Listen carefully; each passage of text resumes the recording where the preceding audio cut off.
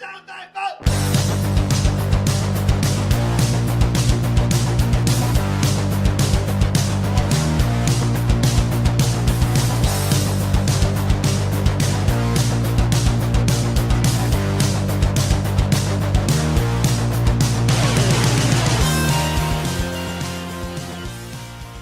welcome back, you Stay Tuners, to another episode of Stay Tuned Sports. Episode, I think we're up to like 57 or so now. We had the little NFL draft preview last night with Shoulders, little McNabb rant there. But we're not going to talk football tonight. We're going to talk a little combat sports. UFC Fight Night was last Saturday with Overeem versus Olenek. We had boxing also last week. I was tuning into. We had Crawford versus Khan. We'll get into that. Plus another fight night tomorrow night. Jakar versus Hermanson. Get my fight picks for that one. But before we get all into that, first I'm going to apologize that if you hear any NFL draft picks in the background, I got it on because I just want to see if Philly trades back up into the second round with the 2 fourth-round picks they have. Maybe try to take DK Metcalf. I know our boy Shoulders wanted him. We didn't get him. I kind of like the Stanford kid that we got. We'll see how that pans out for us. But before all that, head over to Twitter. Follow my personal Twitter account at JimboSTSports. Also follow the show's ST Sports podcast. Head over to YouTube, subscribe there. We got the past episodes finally all up there. Plus, any episodes that we release will be on there as well. If you don't want to be on YouTube to listen to us, you could go to iTunes, Spotify, TuneIn. Basically, all the major ones out there that you can find any podcast shows. Also, head over to Belly Up Sports. I wrote an article, kind of a spoof article in a way, about the NFL draft. And I called it NFL Mortal Kombat Draft 19 with the Mortal Kombat game coming out this past week. You know, it's kind of funny, so just head over there, take a look at it, read it, tell me what you think. So jumping right into the show, we got UFC Fight Night Overeem versus Olenek last Saturday. And, the fights were pretty decent. Nothing like, oh my god, what a knockout or anything like that. And this one was over in Russia, I believe it was. So it came on early. It came on at 1 p.m. The main card started. And the first fight that came on was Krzysztof Jotko versus Alan Emodowski. Good fight. Entertaining. It did go to a decision, but Jotko, who I did pick last week, defeated Emodowski.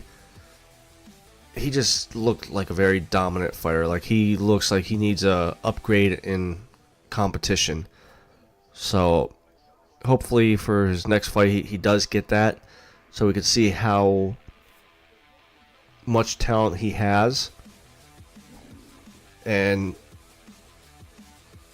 maybe we could see just how good he is. So after that fight was Roxanne.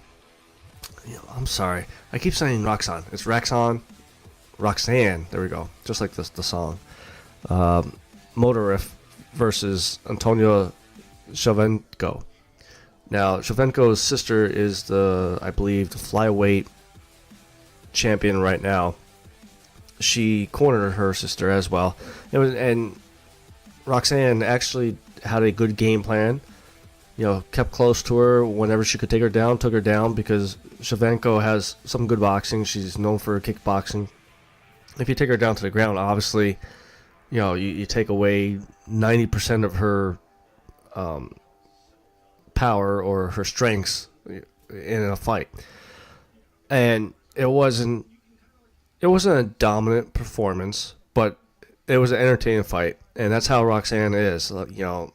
I don't think a lot of people give her credit for how good of a fighter she is. Now, going into this fight, Roxanne was the underdog just because of Shevchenko's boxing skills, just being a lot better boxer than Roxanne. And Roxanne showed a little bit more improvement in her boxing with the jabs, trying to keep in the distance and stuff like that. And when she got her down to the ground, Roxanne showed some good ground skills as well, grinding out a split decision, which I was okay with. Again, it was a close fight when it was standing. Antonia definitely was the better striker compared to Roxanne being on her feet. There was a couple times that Antonia did sweep or flip Roxanne over when they were on the ground, but never really did any serious damage to Roxanne on the ground. Now I'm curious to see where this goes, and I kind of like what happened in the post-fight interview in the ring. I forget who was interviewing Roxanne, but said, who do you want to call out next? You've been doing pretty well past couple fights, and Roxanne called out for Cyborg, and within a split second, no, I'm just kidding. And then I believe it was like the next day, Cyborg actually sent a video to Roxanne, jokingly back as well, saying you don't want any of this, and doing basically like a 5 or 7 punch combo with a backflip kick or whatever. So it was just kind of funny to see a little humor there between those two fighters. But I would like to see a little upgrade in talent for Roxanne. I know she was, when she first got into UFC after the UFC TV show, The Ultimate Fighter, she wasn't as good as she is now. It kind of seemed like out of her element in a way, but lately has been coming on a lot better. And I would like to see if she could go for a belt. Not necessarily next fight, but maybe a top 5, top 7 fighter for herself. And if she wins that, maybe that puts her in line for a championship fight. But after that fight was a heavyweight fight versus Sergey Pavlovich versus Marcelio Gome. Both big dudes.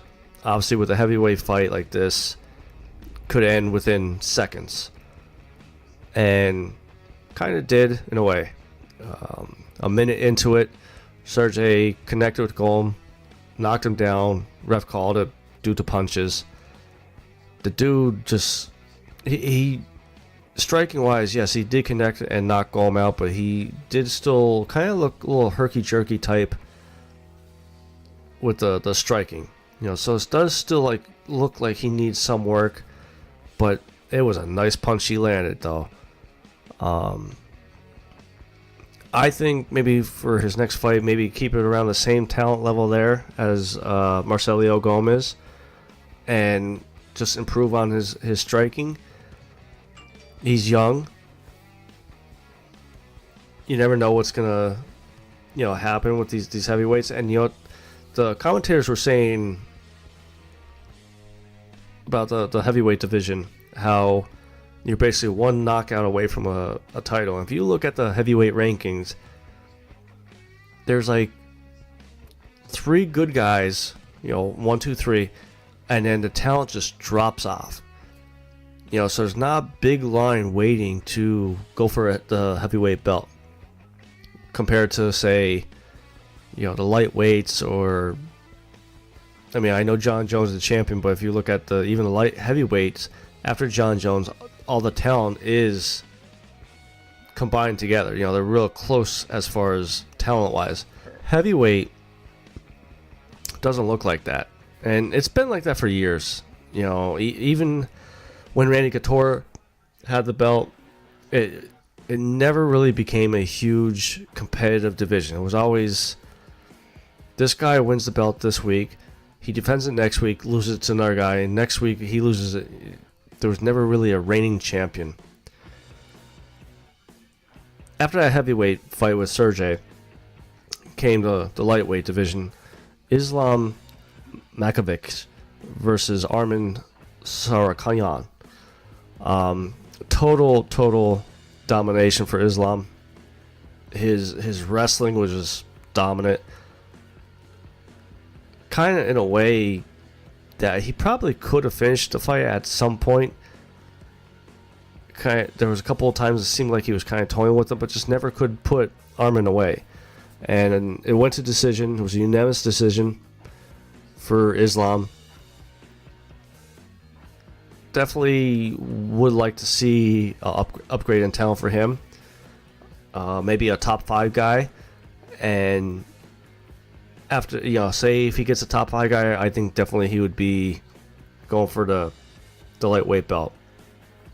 Then came the main event, Alistair Overeem versus Alexei Oleinik.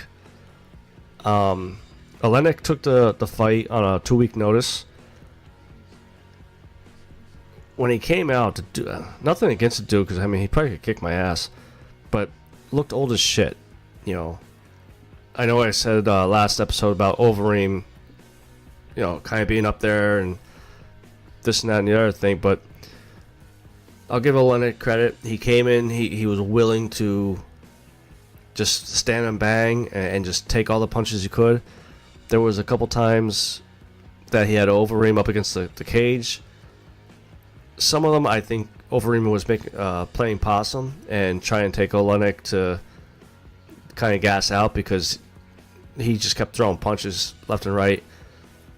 90% of them looked like they were power punches, a lot of body shots, and then finally Overeem just connected a knee to the head and dropped Oleinik. I think that was the only fight I actually got wrong for my picks, because I know I took Jocko, I know I took Roxanne as the underdog. I think I took Sergey, and I'm pretty sure I took Islam. So, I mean, I actually did pretty good there with my picks. Now, circling back to the Overeem fight and kind of touching back about the heavyweight division, it was a good knockout. It was a somewhat impressive fight. There was a lot of punches that he took that he could have probably not have taken. I don't think he should go for a title fight yet. I think he should get one more fight, maybe against a top 3 or a top 5 guy. You got Daniel Cormier as the champion right now. Maybe pin Overeem against Stipe and see how that goes. Overeem is the kickboxer. Stipe, striker, maybe a little bit of wrestling in there. Yeah, striking wise, Cormier caught him, but it was a nice little setup that Cormier built up to knock out Stipe. But I actually wouldn't mind seeing that fight. I think that might actually be a good fight with Stipe going up against Overeem.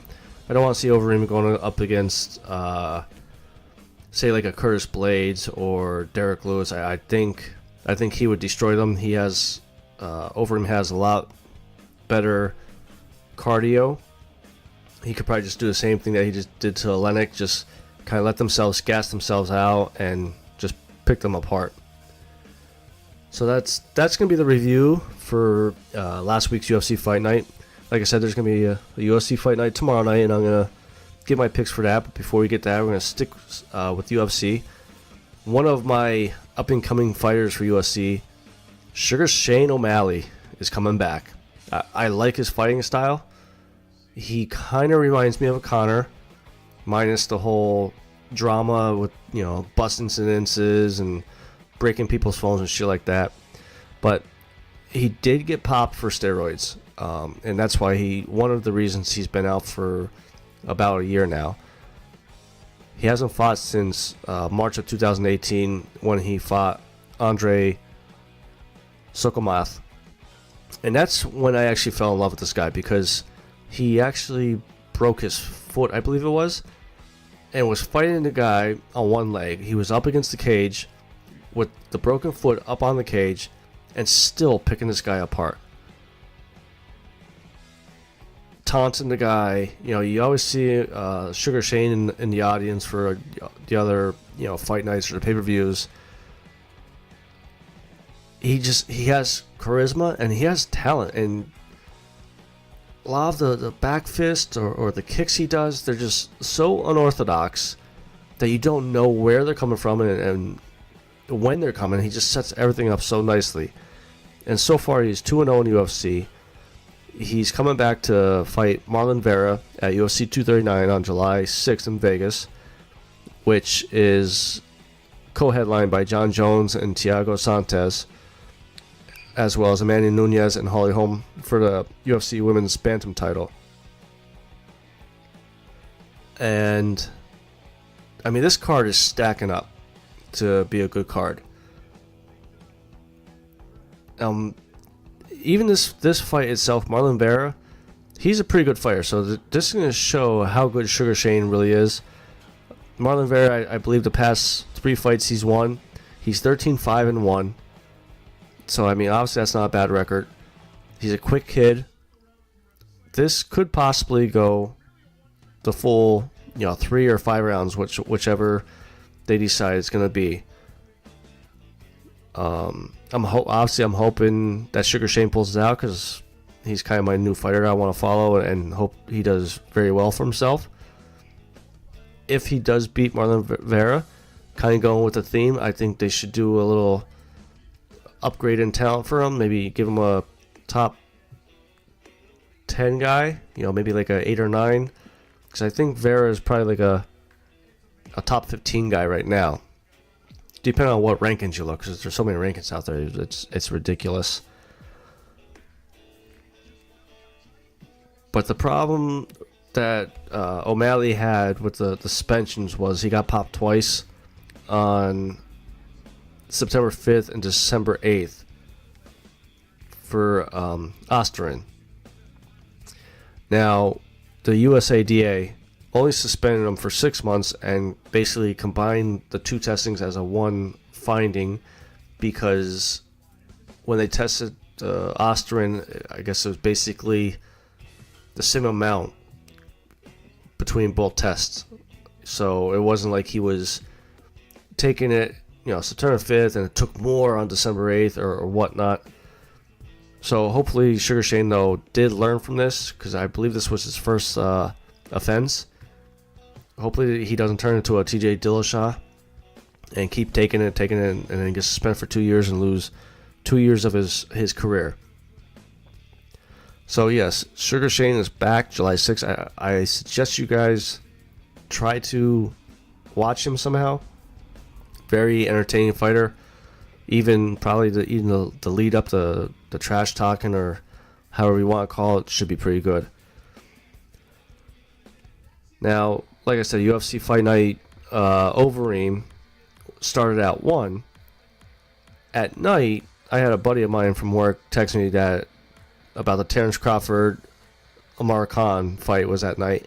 Now, I've heard of Khan. I'm not big into boxing because there's so many belts out there. There's so many promoters out there.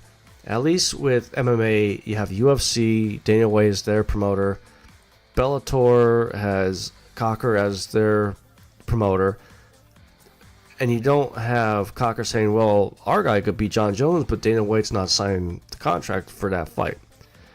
That's what's killing boxing right now, I think. There's too many promoters that are holding their fighters back from fighting the other fighters.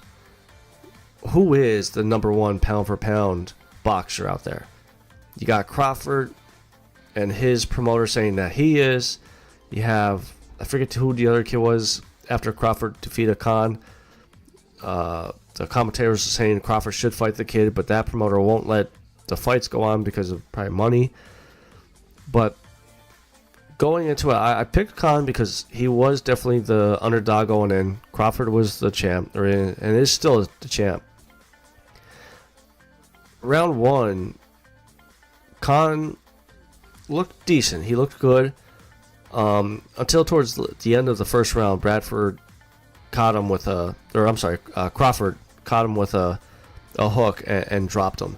Now, it dropped him and he just jumped right back up. So it wasn't like, oh my God, he's done. He's not going to make the 10 count. But obviously, Khan didn't look fully recovered.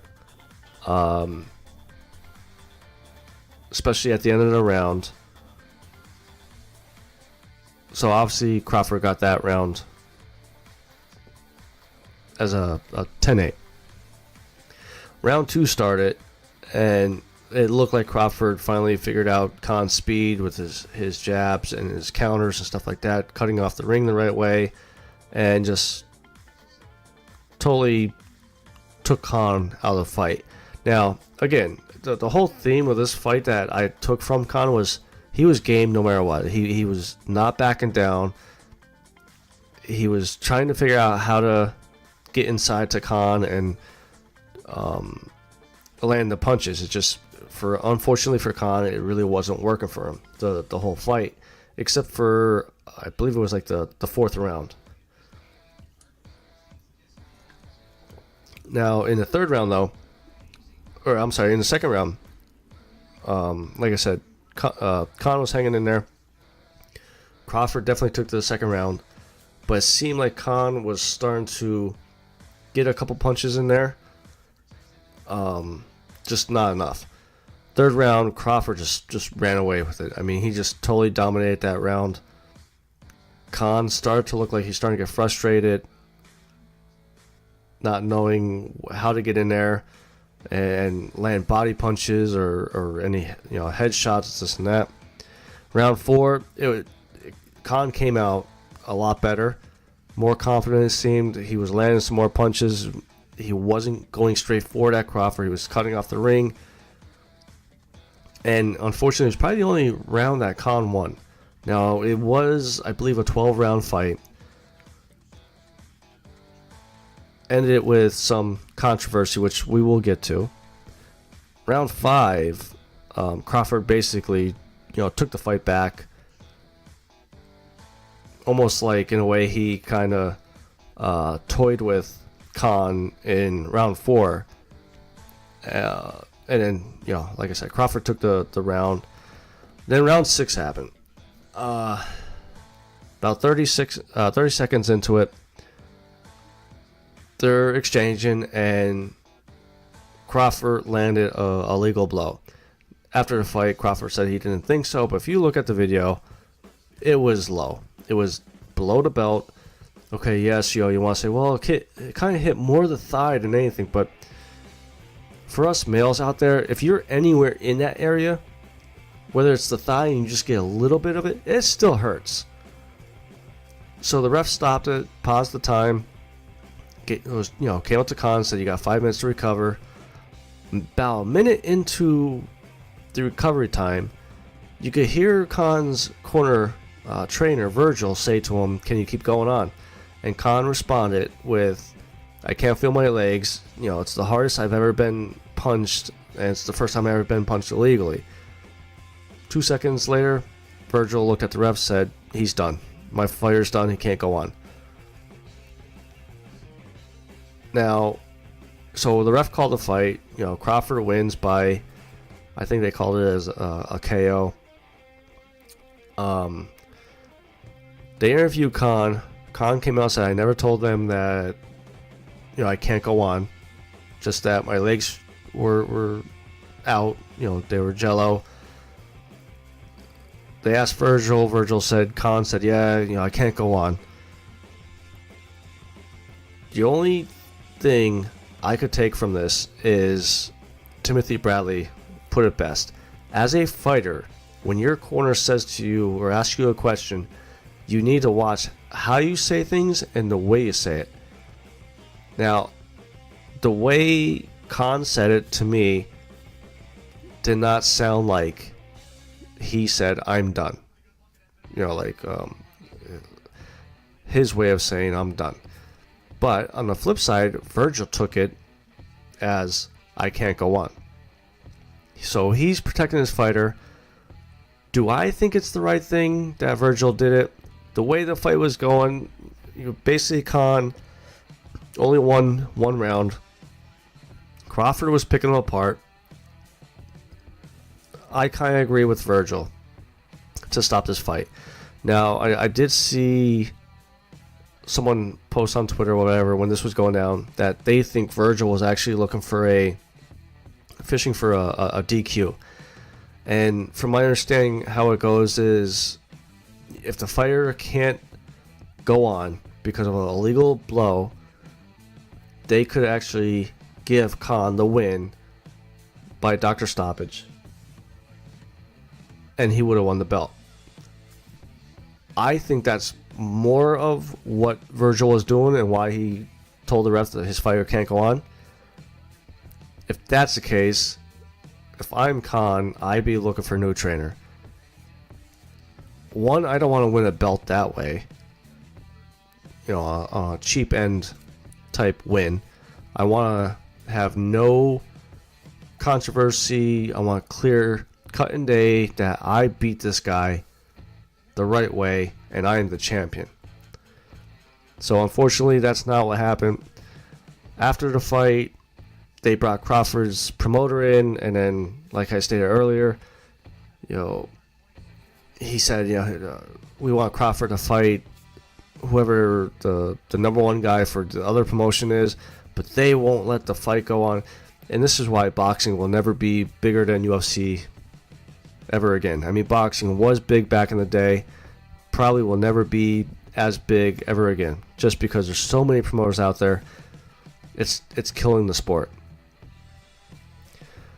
So before we go, I'm going to touch on the UFC Fight Night, which will be tomorrow night, most likely on ESPN Plus, because since they have that contract with them. The main event is Ronaldo Souza versus Jack Hermanson. Before we give our picks, I mean, just looking at it, it's actually looks like a pretty decent card. Could be very entertaining and some knockouts. The first fight on the main card is a lightweight fight between Roosevelt Roberts versus Thomas Skilford. I think I've heard of Roosevelt Roberts. Don't think I really have seen him fight. So I'm going to kind of put the blindfold on here and pick Thomas Skilford. Hopefully I'm right there, you know. After that fight, we have a bantamweight with John Lineker versus Corey Sandhagen. Lineker is he's a fighter. You know, I like his style. He likes to brawl, but if it has to go down to the ground, he could do some ground pound there. Between these two guys, I'm going to go with John Lineker. I'm going to go with a knockout. Second round. We'll see how well I do with my parlay bet there, as we would call it, I guess. After that fight, we actually have a good fight here at light heavyweight. Glover Teixeira versus Ion Cutelaba. It's kind of funny how Teixeira has fallen so far. I mean, he was right there to supposed to be the next light heavyweight champion, and here he is on UFC Fight Night as the third fight on the main card. It's not even a co-main event anymore. But I still think he has some power in those hands, even though he's a little bit older now. I'm going to go with Glover Teixeira with a knockout here. And then this next fight could possibly be the fight of the night. It's a welterweight fight versus Alex Oliveira versus Mike Perry. I don't like Mike Perry. I don't mind trash talking, but he just seems like he takes it a step too far sometimes. Like, I don't want to say dirtbag, but just rubs me the wrong way. Let's just leave it at that, I guess, in a way. So, you know, Alex Oliveira has some good kicks. I put him up there with Donald Cerrone. And I think that's maybe how he's going to win this. He's just going to, you know, keep doing with the kicks to keep Perry away. And if it goes to the ground, Alex has some submissions down there too. So I'm going to pick out Alex for this win here. And then for the co-main event, we have a heavyweight fight between Greg Hardy and Dmitry Smolgiava. Don't like Greg Hardy. Don't like how everything went down with him with the NFL, with him beating his girlfriend, fiance up. The picture with all the guns and everything, threatening. For him to be even in the UFC, it makes me cringe. Like, why give this scumbag a chance to make something of himself? Everybody messes up once. I understand that. But when you mess up twice, and the second time is 30 times worse than the first time, you don't deserve... You should be bagging groceries or picking up garbage on the side of the road. You should not be able to have a chance to make millions of dollars. So I'm hoping for, and I'm going for Dimitri, and I'm hoping he knocks him out in the first round within the first 10 seconds to show that Hardy, one, doesn't have enough talent to be a UFC fighter. And then for the main event, we have a middleweight fight between Ronaldo Souza versus Jack Hermanson. Listen, I like Ronaldo, and I think he's going to win this just because he has a lot of power.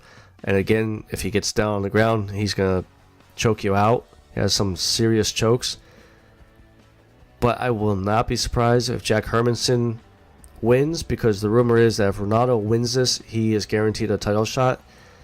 And he's always been right there, right at the door to have a title shot, and ends up losing that match right before the title shot. I'm hoping that this time around he finally kicks that door open and walks through and says, give me my title shot. So that's my picks for this week. Me and Shoulders will definitely be back next week, previewing or reviewing the NFL draft. There's a lot of stories coming out there now. We're going to talk about it. The Eagles draft Shoulders' top pick, DK Metcalf. We'll find out. Before I go, head over to Twitter and follow me at JibboST Sports. Follow the show at ST Sports Podcast. Head over to YouTube. Subscribe to us there. The more people we could subscribe to, the more chances we could do a lot bigger things. We want to try to do the live feed as far as shows. We could do giveaways once we get more people involved. So head over there, subscribe to us, listen to us on iTunes, Spotify, TuneIn, all the major platforms. Until next week, this is your good friend Jibbo signing out.